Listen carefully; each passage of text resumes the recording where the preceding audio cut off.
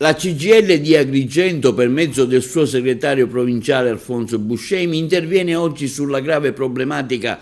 della mancanza dei parcheggi all'ospedale San Giovanni di Dio con una lettera aperta inviata al direttore generale Capodieci. A seguito di numerose segnalazioni da parte degli utenti che lamentano la difficoltà all'accesso all'ospedale San Giovanni di Dio, la nostra organizzazione ha monitorato l'afflusso delle macchine, con particolare attenzione alla fascia mattutina e durante le ore delle visite, registrando una situazione a dir poco insopportabile. I disagi causati dalla mancanza di parcheggi, afferma il segretario della CGIL, presso l'ospedale di Agrigento sono una problematica ricorrente. La carenza dei parcheggi genera a lungo attese e stress per i pazienti e i familiari che si trovano costretti a parcheggiare lontano dall'ospedale, creando ulteriori difficoltà specialmente per chi ha problemi di mobilità, costringendo gli stessi a recarsi in ospedale con due persone che lo accompagnino, uno che guida la macchina e l'altro che lo accompagna dentro l'ospedale.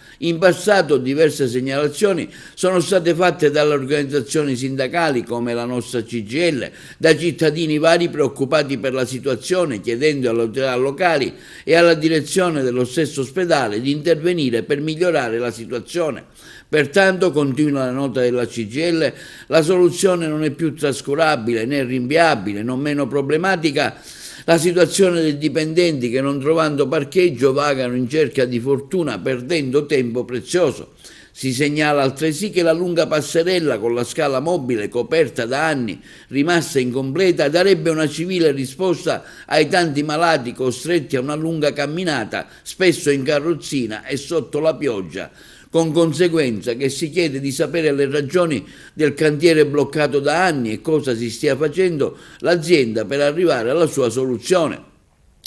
La nota della CGIL, per via del suo segretario Buscemi, conclude dicendo: siamo certi che affronterà con tempestività la problematica esposta, trovando una soluzione